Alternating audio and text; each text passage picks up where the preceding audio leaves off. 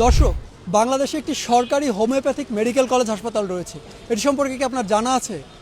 অনেকেই হয়তো সম্প্রতি এই কলেজটি সম্পর্কে জেনেছেন। সোশ্যাল মিডিয়ায় একটি ভিডিও বেশ ভাইরাল হয়েছে।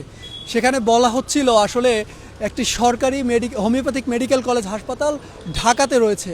অনেকেই হয়তো জানেন না এবং মন্তব্যের ঘরেও আমরা দেখেছি অনেকেই মন্তব্য করেছেন আসলেই সরকারি মেডিকেল কলেজ হাসপাতাল রয়েছে কিনা, হোমিওপ্যাথিক চিকিৎসা যেখানে দেওয়া হয়। আমরা আজ সেই মেডিকেল কলেজ হাসপাতালের সামনে রয়েছি, সরকারি হোমিওপ্যাথিক মেডিকেল কলেজ, এবং আমরা আজ এটার মধ্যে প্রবেশ করব এবং জানানোর চেষ্টা করব এখানে কী কী রোগের চিকিৎসা দেওয়া হয়, আদৌ চিকিৎসা এখানে পাওয়া যায় কিনা।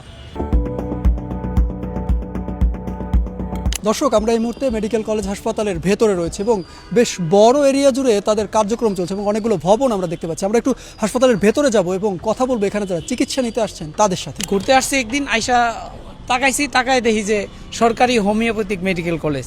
পরে ভিতরে ঢোকার পরে এক ভাইকে জিজ্ঞাসলাম যে ভাই এখানে কি এটা কি সরকারি? বলছে হ্যাঁ সরকারি, 10 টাকার টিকেটে আপনি সম্পূর্ণ পাবেন, চিকিৎসা পাবেন এবং মেডিসিনও পাবেন ফ্রিতে। হোমিও দিলে হয়তো বা কোনো কিছু কাড়াছেড়া করা লাগে না, গলে যায়। যে আমার টিউমারের জন্য আমি আসছি ডামরা স্টাফ কোয়ার্টার থেকে। আমার হাজব্যান্ড সৌদি আরব থেকে এটা দেখছে তারপর আমাকে বলে তুমি এখানে যাও। এনাদের কর্ম খুব ভালো, এনারা রুগী খুব যত্ন সহকারে দেখেন এবং রুগীর সেই ইতিহাস নেয় খুব সুন্দরভাবে আর কি, যেটা মানে রুগীর জন্য অর্ধেক আগে ভালো হওয়া আর কি। চিকিৎসাতে এখন মাত্র নিলাম ওষুধ, তারপর বোঝা যাবে। এখানে যারা চিকিৎসা নিতে আসছেন তাদের মধ্যে অনেকে জানতেনই না যে এখানে একটি সরকারি হোমিওপ্যাথিক মেডিকেল কলেজ হাসপাতাল রয়েছে। কেউ এখানে ঘুরতে এসে এই হাসপাতাল সম্পর্কে জানতে পেরেছেন, আবার সম্প্রতি সোশ্যাল মিডিয়ায় ভাইরাল হওয়া ভিডিও দেখেও অনেকে জানতে পেরেছেন এবং চিকিৎসা নিতে আসছেন এই হাসপাতালে। AKS অর্জন করলো গিনেস ওয়ার্ল্ড রেকর্ডস। AKS কারণ হচ্ছে রোগীর চাপ প্রচণ্ড বেড়ে গেছে। এখানে প্রায় এখন আগের তুলনায় প্রায় 2 গুণ থেকে 3 গুণ পরিমাণ রোগী আসতেছেন। আমাদের এইখানে হচ্ছে 2টা ডোর আছে, যেমন হচ্ছে ইনডোর আর আউটডোর সেবা। আমরা মূলত এখানে আছে হচ্ছে জরুরি বিভাগে এখন, আর আউটডোরে আছে হচ্ছে জরুরি বিভাগ, মেল ফিমেল আর হচ্ছে চাইল্ড।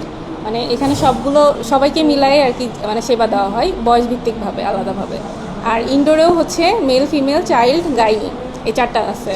রোগ ভিত্তিকভাবে সব কিছু চিকিৎসা দিয়ে থাকি। যেগুলো হচ্ছে সার্জিক্যাল কেস সেগুলো আমরা অবশ্যই রেফার করে থাকি। আমাদের এখানে MBBS ম্যামরাও থাকেন যারা ইনচার্জ হিসেবে আছেন, তারা আমাদেরকে হেল্প করেন অনেক বেশি ডায়াগনোসিসগুলোর ক্ষেত্রে।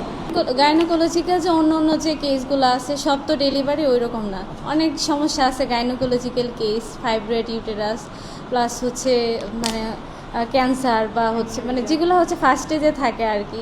আর হচ্ছে বিভিন্ন ওভারিয়ান সিস্ট ওইগুলোর ক্ষেত্রে হচ্ছে আমরা ট্রিটমেন্ট দিয়ে থাকি। ডেলিভারির ক্ষেত্রে এটা এখনো হয় নাই, সেটা আমি এখনো বলতে পারতেছি না। আমরা ট্রিটমেন্ট দেওয়ার পরে একটা পর্যায়ে যদি আমরা বুঝতে পারি যে এটা কোনো সার্জিক্যাল কেস হতে পারে কিংবা আরও বেশি দীর্ঘমেয়াদী হয়ে যাচ্ছে আমার ট্রিটমেন্টটা, তাহলে আমরা অনেক সময় রিলিজ করে দিই। বিভিন্ন সময় আমরা আমাদের এখান থেকে সুস্থ করে তারপরে দিতে পারি। আমাদের এখানে চিকিৎসা নিতে আসলে আমাদের কিছু যে ইনভেস্টিগেশনগুলি, যেমন এক্স-রে, সিবিসি, ইউরিন আরএমই, তারপরে অ্যালার্জিক যে টেস্ট IgE, এই ধরনের বিভিন্ন ধরনের টেস্টগুলি আমাদের এখানেই করা যায়, এই ব্যবস্থাটা আমাদের এখানে আছে।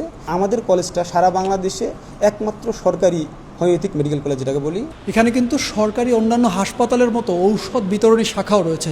আমার পেছনে দেখছেন এখানে যারা চিকিৎসা নিতে আসেন তাদেরকে বিনামূল্যে ঔষধ দেওয়া হয়। দর্শক, এই হোমিওপ্যাথিক মেডিকেল কলেজ হাসপাতালে কিন্তু ভর্তি হয়েও চিকিৎসা নেওয়ার ব্যবস্থা রয়েছে। এখানে 100 বেডের ব্যবস্থা রয়েছে এবং আমরা দেখছি অনেক রোগী এখানে ভর্তি রয়েছে। আমরা একটু কথা বলবো, আসলে আপনি এখানে কি রোগ নিয়ে ভর্তি হয়েছে? আমার অনেক দিন থেকে লিভারের সমস্যা, তারপরে জ্বর ছাড়ে না, প্রতিদিনই জ্বর আসে। অন্যান্য চিকিৎসা নিচ্ছি অ্যালোপ্যাথি, কিন্তু কোনো কাজে আসে নাই। হোমিওপ্যাথিক আরও আগে এখান থেকে ওষুধ নিয়ে গেছিলাম, মোটামুটি কাজ হয়েছিল। এখন আমার হোমিওপ্যাথিক চিকিৎসাটা আমার কাছে ভালো লাগে, এর প্রতি আমার আস্থা আছে, যার জন্য আমি শেরপুর থেকে এখানে আজকে ভর্তি হলাম। বিগত কয়েকদিনের যে হিসাব রয়েছে সেটি যদি আমরা বলি, সর্বশেষ আজকের হিসাবে 1100-রও বেশি রোগী বহির্বিভাগে চিকিৎসা নিয়েছে।